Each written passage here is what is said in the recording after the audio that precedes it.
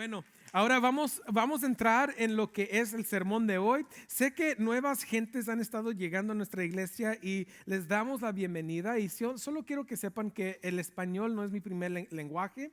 Lo estoy aprendiendo. Entonces, aquí de costumbre y de cultura, la iglesia me ayuda con las palabras donde estoy batallando. ¿Sí o no, iglesia? Se pueden reír, es un poco chistoso. Pero van a ver durante el sermón que voy a decir cómo se dice esta palabra y todos lo van a decir junto conmigo. Y eso nos mantiene todos despiertos y siendo parte del sermón. No escribieron el sermón, pero están participando en comunicarlo. Amén. Bueno, vamos a entrar en nuestra enseñanza de hoy. Hoy estaremos en el libro de Marcos capítulo 15, estaremos leyendo desde el versículo 21 hasta el 27.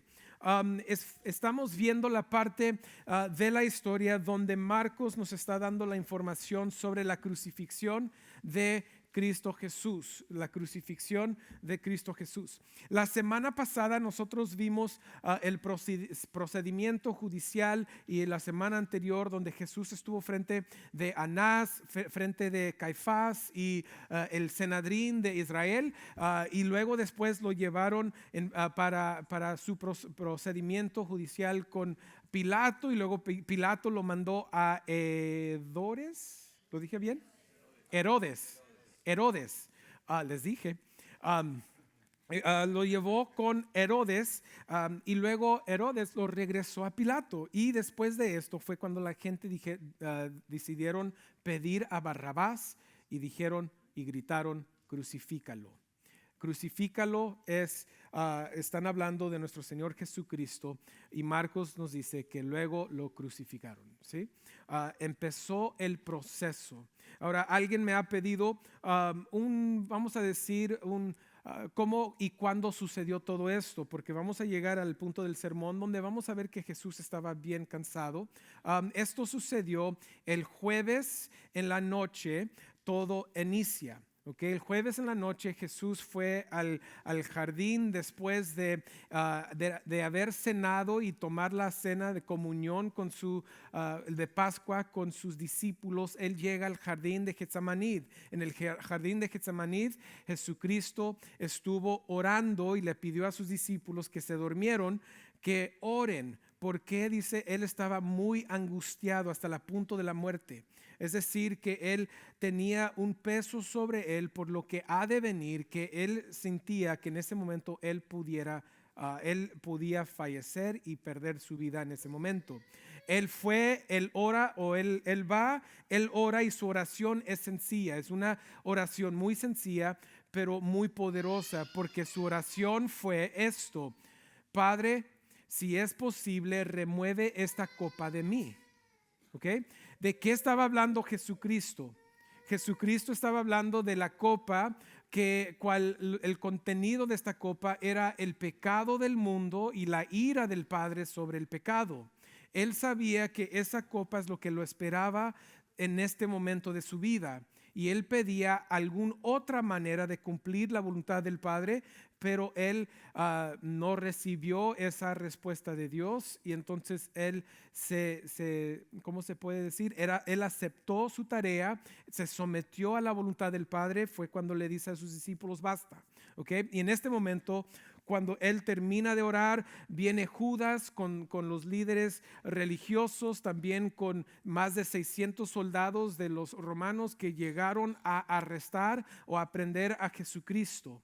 En este momento fue cuando Pedro saca la espada. En ese momento sí tiene su valentía, saca la espada, le corta la oreja a uno de los siervos del sumo sacerdote, pero Jesús lo sana y le dice: así no se va a hacer, Simón Pedro, así no. Guarda la espada. Jesús tuvo que llegar por este momento, porque el Padre lo envió por este propósito, por cual nosotros ahora tenemos el perdón del pecado. Vamos a decir, el jueves en la noche llegó al jardín, casi a medianoche. Él está todavía orando. A la 1 de la mañana puede ser que lo arrestaron. A las 2 de la mañana él está enfrente de Anás, el suegro del sumo sacerdote Caifás de ese momento. Y luego a las 3 de la mañana está frente del Sanedrín, donde ellos dicen: que ya no hay ningún otro testimonio que se necesita porque Jesucristo había confirmado y afirmado ser el Hijo de Dios, y para ellos eso fue el blasfemia que necesitaban para crucificar a Jesús, porque el decir que Él es el Hijo de Dios es decir que Él es igual que Dios. Entonces fue la razón por la cual ellos por fin dijeron: los vamos a crucificar. A las 6 de la mañana ahora está nuevamente enfrente del Sanedrín para llevarlo a Pilato. A las 6 de la mañana, 6, vamos a decir 6:15, 6:30, 6:30, no sabemos exactamente cuándo, pero él está ahora frente de Pilato. Pilato lo envía a la casa de Herodes. Bueno, gracias. Y les dije, esto va a ser mutual, ustedes conmigo. Y luego podemos decir como a las 8 de la mañana, otra vez frente de Pilato, y a las 9 de mañana, dado a la historia de Marcos, Jesucristo es crucificado. ¿Okay? Ese es cómo sucedió el tiempo. Y ahora, muchos creen en el mundo que hay otra manera de poder llegar a Dios, aún no siendo por Jesucristo. Aún hay muchas denominaciones en las iglesias, hay creyentes que también dicen lo mismo. Y lo hacemos por argumentos emocionales, lo hacemos por argumentos de querer salvar al mundo, que no es tarea nuestra, esa tarea es de Dios. Nosotros solo somos el instrumento del evangelio. Pero en el mundo muchas veces se cree, pues el llegar a Dios puede llegar por muchos caminos, por muchas diferentes deidades. Pero eso no es lo que dijo Jesucristo. Primero, Jesús dijo: yo soy el único camino, verdad y la vida. Nadie más te va a llevar al Padre. ¿Okay? Segundo, nadie más sufrió por nosotros, solo Jesús. Nadie más tomó la copa de la ira de Dios, solo Jesucristo. ¿Okay? Y nadie más fue resucitado entre los muertos, y nadie más fue sentado a la diestra menos Jesucristo. Entonces cada persona que confiese con su lengua lo que su corazón ya cree en justificación, la fe en Jesucristo, entonces esas personas son salvas. Pero sin Jesús no hay ninguna otra manera de llegar hacia la vida eterna y estar junto con el Padre. Y hoy vamos a empezar a desarrollar un poco por qué eso es importante. ¿Por qué? Y primero vamos a iniciar con su angustia y su sufrimiento. Vamos a Marcos 15, 21 al 23. Dice esto. Si tienen sus Biblias, ya saben, nos encanta escuchar esas páginas de la Biblia, poder voltear y llegar. Si no tienen sus Biblias, pueden seguir con los versículos en la pantalla. Y dice lo siguiente, dice: y obligaron a uno que pasaba y que venía del campo, Simón de Cirene, padre de Alejandro y Rufo, a que llevara la cruz de Jesús. Lo llevaron al lugar llamado Golgota, que traducido significa lugar de la calavera. Trataron de dar a Jesús vino mezclado con mirra, pero él no lo tomó. Este es el momento donde, después de haber dado vamos a decir, los latigazos a Jesucristo, ahora es tiempo de cargar su cruz. Vamos a regresar un poco. Dice: Pilato se los entregó a los soldados. Inician el proceso de latigazos, que esto era parte de la crucifixión romano. Y esta crucifixión no era simplemente colgar sobre la cruz, pero era también los latigazos que le iban a dar antes de llegar ahí. Ahora, el látigo que ellos utilizaban era uno que tenía cuerdas de piel largos. Y al último de cada una de esas piezas de piel tenían pedazos de hierro, como bolitas de hierro, o pedazos de hueso. ¿Por qué? ¿Cuál es el propósito? Porque durante ese tiempo, ellos que le daban los latigazos, caía este látigo sobre la persona, sobre su espalda, que los tenían amarrados sobre un poste o tirados sobre el suelo, amarrados o atados, y empezaban a darle sus látigos. Y cada vez que le daban, lo estiraban de nuevo para hacerlo de nuevo, y cada vez que estiraba, la bolita de hierro o la pieza de hueso que tenía el látigo cortaba la piel y luego rompía la piel. ¿Okay? Le pegaban, cortaba y luego rompía la piel. Marcos no nos da mucho de la información sobre cómo suceden estas cosas, porque el enfoque de Marcos no es el sufrimiento físico de Jesucristo. El punto de Marcos es llegar a donde por fin están diciendo Él es el Hijo de Dios, porque si se acuerdan, Marcos inició su evangelio diciendo Jesucristo, Hijo de Dios. El tema, el punto de Marcos en todo su evangelio es decir que Jesús es el Hijo de Dios. Pero nosotros sabemos que este fue el procedimiento de crucifixión para los romanos, y Jesucristo, mientras que lo golpeaban, Él solo estaba ahí y le estaban rompiendo su piel, le estaban rompiendo lo que era su espalda aquí, o sea, abriendo su espalda de una manera muy dolorosa. Ellos no decían, pues a ti te vamos a dar 10, no, ellos le daban hasta que se cansaban. Tan duro era este momento para la persona que lo iban a crucificar, que muchos de ellos ni llegaban hacia la cruz, morían en ese momento. Tanto fue el sufrimiento, tanto era el sufrimiento, el derramar de sangre, la agonía que ellos estaban sintiendo en ese momento, que ellos morían en ese momento. Y por eso es que ya ahora dice, y obligaron a uno que pasaba. Llega un señor que se llama Simón de Cirene y sus hijos Alejandro y Rufo. Él es conocido a la audiencia de Marcos, por eso Marcos nos está dando el nombre de ellos. Recuerden, Marcos está escribiendo a la iglesia en Roma. ¿Okay?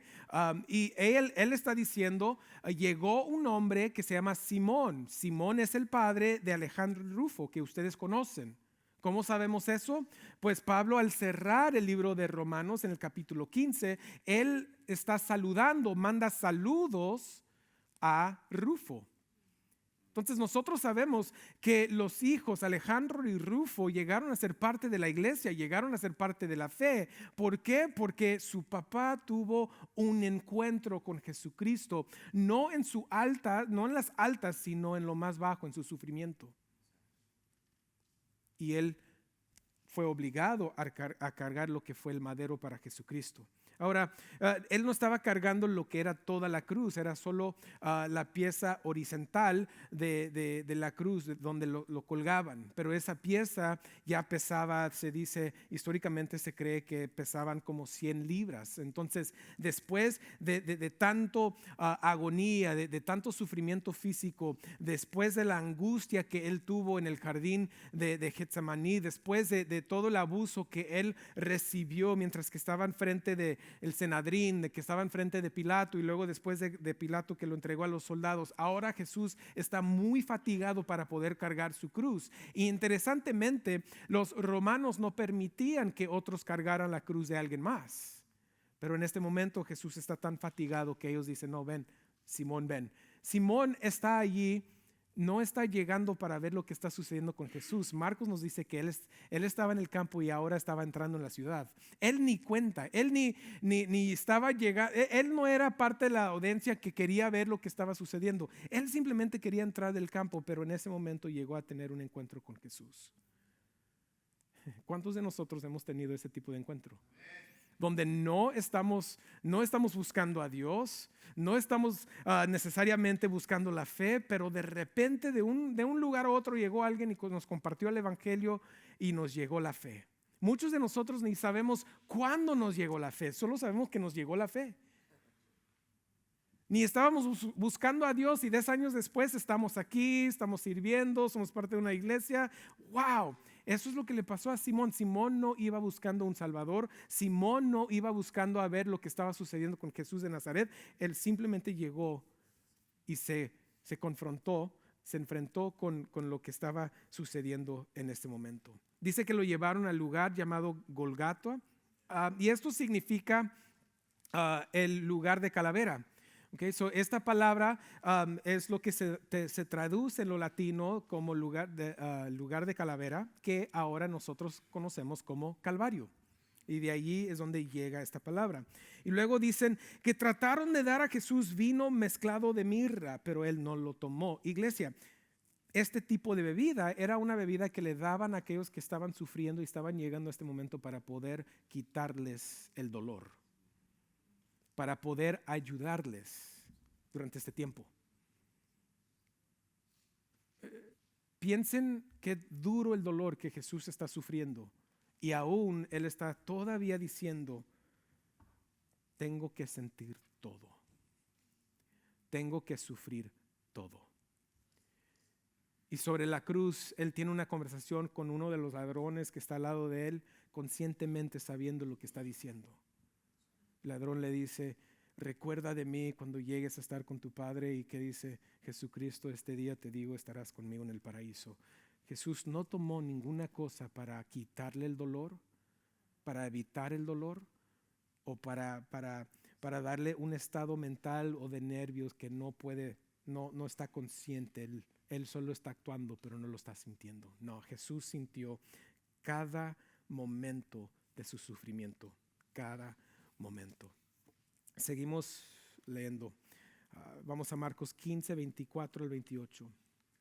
Dice, cuando lo crucificaron, se repartieron sus vestidos, echando suertes sobre ellos para decidir lo que cada uno tomaría. Era la hora tercera cuando lo crucificaron. Ahí es donde Marcos nos da su tiempo. La tercera hora para los judíos era las 9 de la mañana. El versículo 26 dice, la inscripción de la acusación contra él decía el rey de los judíos. Recuerden que Roma no lo iba a crucificar por cualquier blasfemia contra la religión de los judíos. Tenía que ser una carga contra Roma, algo que él había hecho contra Roma. Y la inscripción era que él era el rey de los judíos. Eso fue por lo cual lo crucificaron los romanos. Versículo 27, crucificaron con él a 2 ladrones, uno a su derecha y otro a su izquierda. Y se cumplió la escritura que dice que con los transgresores fue contado. Esto es el versículo 28, que no lo tenemos aquí arriba porque fue algo que se agregó después, no está en las manuscrituras originales. Pero dice cuando lo crucificaron, y quiero pasar un poco de tiempo sobre esta parte del versículo 24. ¿Por qué? Porque Marcos se está restringiendo mucho para poder darnos a nosotros todo el procedimiento de colgarlo solo con 3 palabras, y lo crucificaron. Pero esto no fue algo sencillo, no es algo fácil. Así como eran los látigos para nosotros escucharlos y decir, ay, ya no digas, pastor. Pero el momento en que él llega al lugar del Calvario, el momento donde lo están poniendo sobre la cruz, lo están preparando para levantarlo como su crucifixión. Este es el momento donde llegaba la persona, llegó Jesús, tiran el madero sobre la otra pieza o lo tiran sobre el suelo y acuestan la persona que va a ser crucificado sobre ese madero. ¿Y qué sucede? Pues primero, la mano izquierda lo extienden con un poco de flexión, pero lo extienden. Y en esta parte del brazo le clavan clavos grandes, cuadrados, de hierro, y se lo clavan. ¡Pum! ¡Pum! Y luego solo terminan con ese y rápido, ahora con extensión igual lo mismo. Y después de haber hecho eso, ahora ponen los pies juntos. Y los pies ponen el izquierdo sobre la derecha y también le dan un poco de flexión, no lo extienden completamente. ¿Por qué? Porque ellos quieren que sufran más sobre la cruz. ¿Y cómo? Porque cuando uno estaba sobre la cruz, ellos se querían levantar para poder, para poder respirar y darse un momento de confort, pero cada vez que se levantaban, los clavos rompían los nervios, rompían el músculo y quebraban los huesos. Cada vez que intentaban hacer eso era más sufrimiento. Extendieron el pie derecho primero de Jesús, los dedos hacia abajo, el izquierdo sobre el otro, dedos hacia abajo, lo ponen sobre el madero y con otro clavo por medio del arco, ¡pum!, lo clavan. Y solo después de hacer eso y poner la carga sobre el madero, y luego lo levantan y lo cuelgan, lo crucifican. Y ya que está ahí arriba, ellos están colgados con extensión en sus piernas y en sus brazos, porque ellos querían que se pudieran mover y levantar para poder respirar, pero de nuevo eso causaba más sufrimiento. Una de las maneras por lo cual causaba más sufrimiento es porque recuerden que su espalda estaba ya herido. Ya tenía una herida completamente abierta, la piel quitada, o sea, era algo horroroso. Y cada vez que la persona se quería levantar para poder respirar, piezas de la madera, del madero, porque el madero era algo rústico, no era algo liso. Y cada vez que se levantaba, piezas del madero se enclavaban más y más y más dentro de lo que ya estaba abierto. Sufrimiento sobre sufrimiento es lo que Jesucristo llegó a vivir por causa del pecado del mundo. Y en ese momento se dice que ahí fue cuando lo crucificaron, lo levantaron, y durante este tiempo vemos que la profecía, unas profecías del libro del Salmo 28:18 sucede. Dice esto del hombre sufriente de Dios. Dice, se reparten entre sí mis vestidos y sobre mi ropa echan suertes. Estos soldados que estaban abajo de la cruz enfrente de Jesucristo, cuando le quitaron su ropa, empezaron a tirar suertes y a echar suertes para ver quiénes que se iban a llevar la ropa de ellos, quiénes se iban a llevar la ropa de Jesús. Y también en este momento se cumple otra profecía, Isaías 53:12, que dice: y con los transgresores fue contado. ¿Cómo sabemos eso? Pues porque Jesucristo fue colgado, fue crucificado con dos ladrones a su izquierda, uno a su izquierda y uno a su derecha. Interesantemente, no sé si se acuerdan ustedes, pero uno de sus discípulos, dos de sus discípulos, pidieron que ellos pudieran ser los que estaban a su izquierda y su derecha. Pero en este momento fue reservado no para ellos, sino fue reservado para los transgresores con los cuales Jesús tenía que ser numerado. El santo de toda la creación, el santo de Dios, el hombre perfecto, justo, sin mancha, sin pecado, ahora colgado en medio de dos ladrones. Estos dos ladrones más bien eran dos personas que habían participado en la insurrección donde Barrabás había matado a unas personas, y ellos habían participado en eso con Barrabás. Esto de nuevo dándonos conocer y saber, o llegar a ver, que Jesús es el sustituto para el pecador. Porque en ese momento el que debería estar en medio no era Jesús, era Barrabás. Pero ahora es Jesús y con los ladrones a su lado. No solo eso, pero en este momento empezaron a burlarse de Jesucristo. No era suficiente el sufrimiento que él estaba sintiendo, sino que los líderes religiosos y los que estaban viendo lo que estaba sucediendo, ellos empezaron a burlarse de Jesús. Vamos a Marcos 15:29-32, dice: los que pasaban lo injuriaban, meneando la cabeza y diciendo: bah, tú que destruyes el templo en 3 días, y en 3 días lo reedificarás, lo reedificas. Versículo 30: sálvate a ti mismo descendiendo de la cruz. De igual manera también los principales sacerdotes junto con los escribas, burlándose de él, entre ellos decían: a otros salvó, él mismo no se puede salvar. A otro salvó, ni a él mismo se puede salvar. El Salmo 109:25 dice: me he convertido también en objeto de oprobio para ellos. Cuando me ven, menean la cabeza. Vez tras vez, tras vez, tras vez.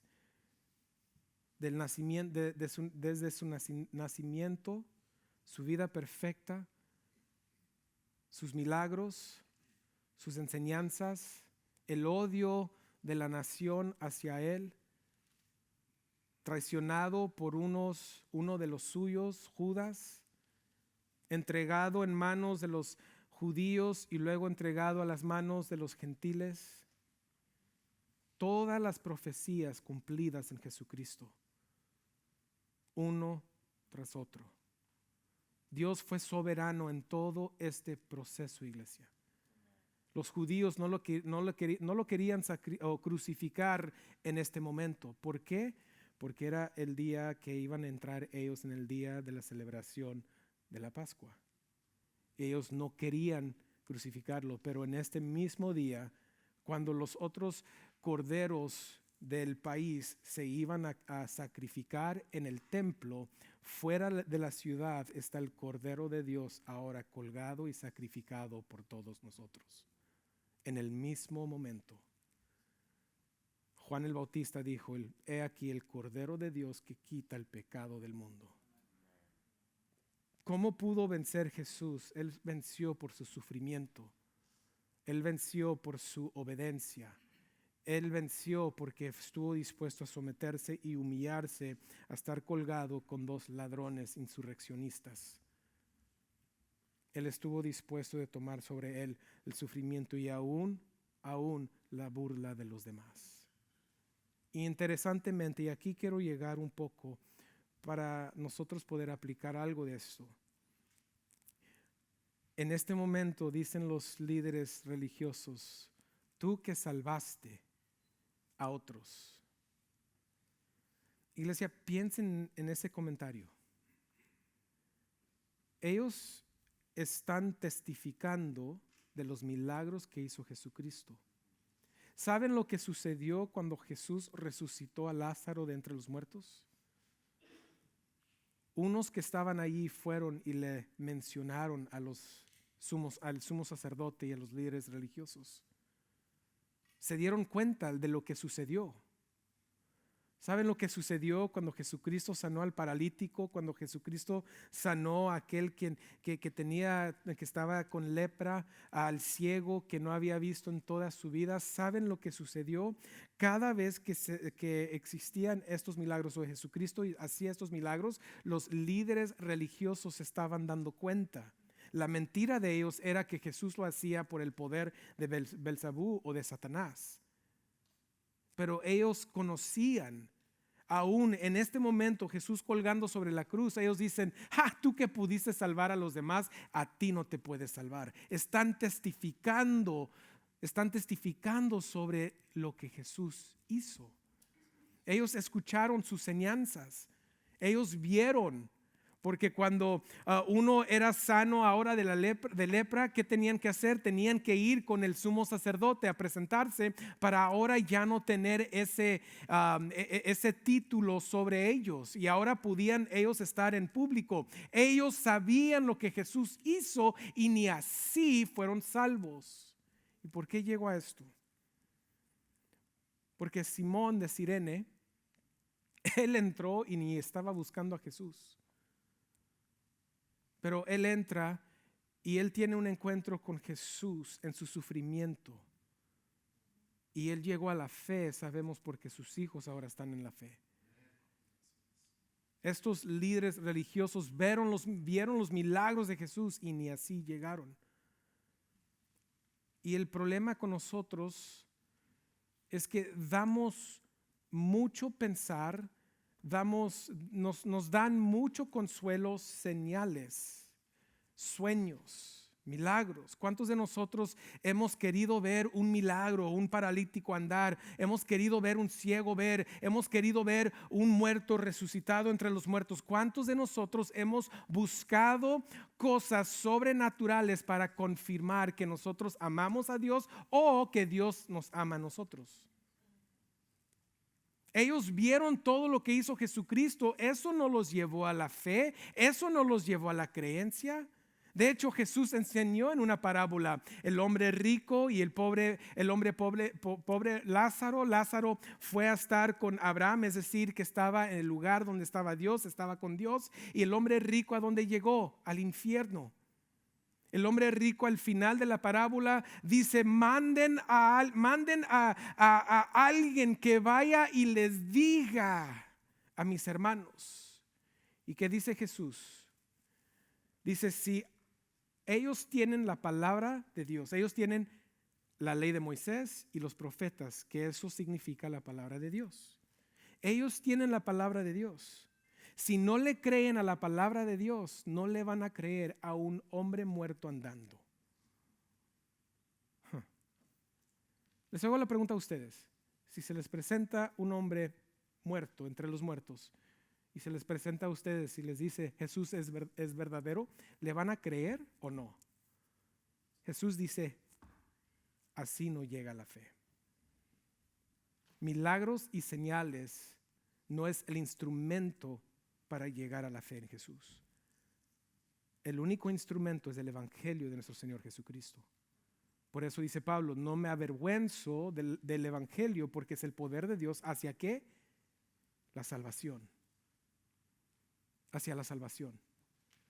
Y luego dice en Efesios capítulo 1, dice, cuando escuchaste, no cuando viste señales, no cuando te llegó un pajarito, no cuando tuviste un sueño, no, cuando escuchaste el evangelio, creíste. Y cuando creíste, fuiste sellado con el Espíritu Santo. Ese es el proceso de la fe. ¿Dios sigue haciendo milagros? Sí, pero eso no significa que cada persona que ve un milagro va a llegar a la fe. Pero lo que sí Dios utiliza para salvar es el evangelio de nuestro Señor Jesucristo. Este es un ejemplo de ellos. Vamos a Lucas 23, 39 al 43 dice, dije esta palabra mal en el primer servicio, so les voy a pedir su ayuda.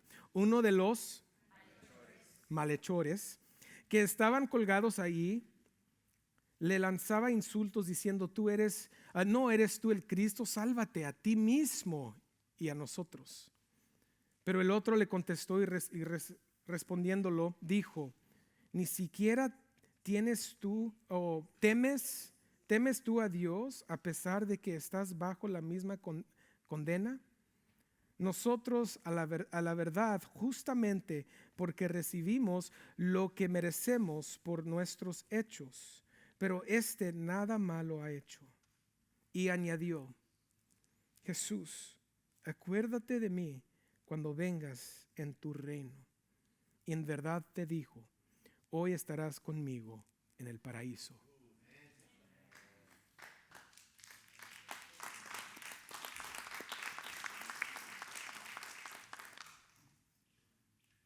Iglesia, si estás buscando señal para confirmar que Dios te ama, ya deja de hacerlo. Si tu fe ha llegado, piensas porque viste un señal, te llegó un sueño, te llegó esto, te llegó alguien en forma de esto y viste un anuncio o algo, déjalo. La fe solo viene en la persona de Jesucristo y nadie más. No hay ningún otro sustituto, no hay ningún intermedio más que Jesucristo entre nosotros y Dios. Y nuestra vida eterna solo va a llegar porque nosotros hemos llegado a reconocerlo a Él en la fe por el Evangelio. Este ladrón que estaba a su lado, él reconoció quién era Jesús. Acuérdate de mí cuando estés con tu Padre. Él es el Hijo de Dios. Ciertamente este día estarás conmigo, le dijo Jesús.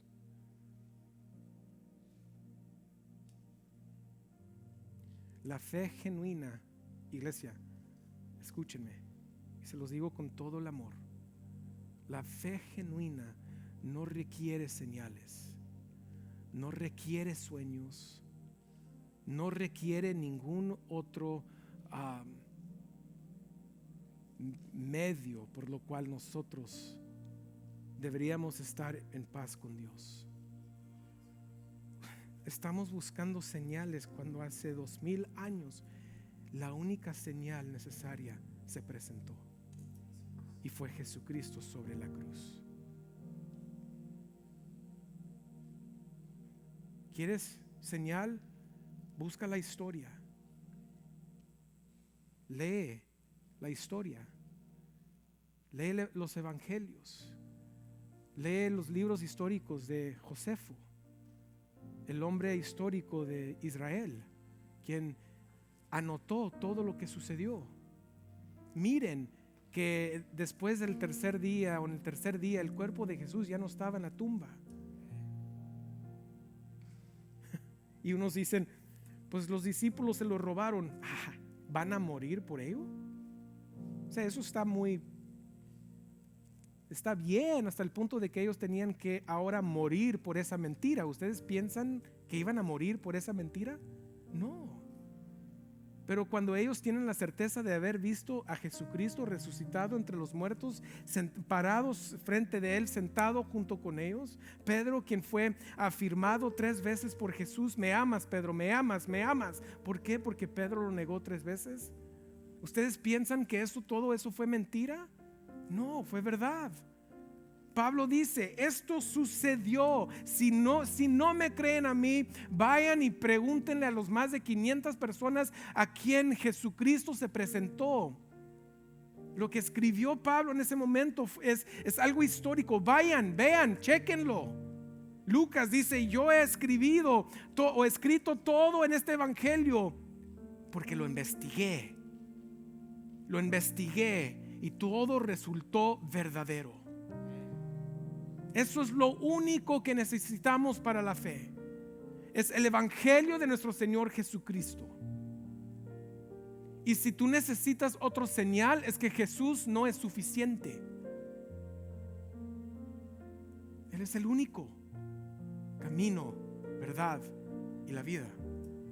Su Espíritu ahora reside en nosotros. ¿Qué más necesitamos cuando el Espíritu Santo testifica de nuestra parte? Abba, Padre, adoptados hijos de Dios. ¿Qué más necesitamos? ¿Por qué es que buscamos señales, prodigios? ¿Por qué es que queremos siempre tratar de sacar de algo natural, algo sobrenatural, para decirnos lo que la Biblia ya nos dice? ¿Cuál es el motivo? ¿Cuál es la necesidad? ¿Qué te ha salvado? ¿La señal o Cristo Jesús y su evangelio? ¿Qué te rescató? ¿La señal o Jesucristo sobre el madero? ¿Qué te transformó el corazón? ¿La señal o la palabra de Dios y el Espíritu Santo en nosotros? No hay nada más que nosotros necesitamos, iglesia. Nada. Nada. Solo Él. A partir de hoy, a partir de esta verdad, nosotros podemos vivir con la seguridad y la certeza que si Dios envió a su Hijo a la tierra a sufrir como un hombre, como un ser humano, porque sí, Jesús fue totalmente ser humano y totalmente Dios, pero Él vino a sufrir como ser humano porque tuvo que morir por el pecado del ser humano. Si Él lo envió para hacer eso, si Él lo crucificó, si Él lo entregó para nosotros y lo resucitó entre los muertos para nosotros y lo sentó a la diestra para su gloria, con eso tenemos suficiente. Nuestra fe nos viene por causa de la persona de Jesús y lo que Dios el Padre confirma y afirmó en Él, y mediante el Evangelio y el Espíritu Santo, nada más. Dejemos de buscar algo más, porque ya lo único que necesitas, si eres creyente, lo has encontrado. Y si no lo has encontrado, o más bien si Él no te ha encontrado a ti, estaremos orando que Dios te llegue a abrir los ojos y te traiga la fe, porque es lo único que nos puede dar la vida eterna. Amén. Vamos a orar. Padre, te damos gracias por esta verdad, Padre, y el meditar sobre lo que sufrió nuestro Señor Jesucristo es un abrir de ojos, y necesario para nosotros ver el sufrimiento de Él para entender tu grande amor y tu misericordia sobre nosotros, quienes nos merecíamos ese tipo de muerte. Padre, las Escrituras nos dicen que la paga del pecado es la muerte, pero la dádiva tuya es la vida eterna. Gracias por ese regalo. Gracias por esa dádiva mediante el Evangelio y tu Hijo amado Jesucristo. Ayúdanos a vivir nuestra vida testificando que no hay nada más que necesitamos, solo Él y solo la fe en Él. Te damos gracias y todo lo oramos en su nombre.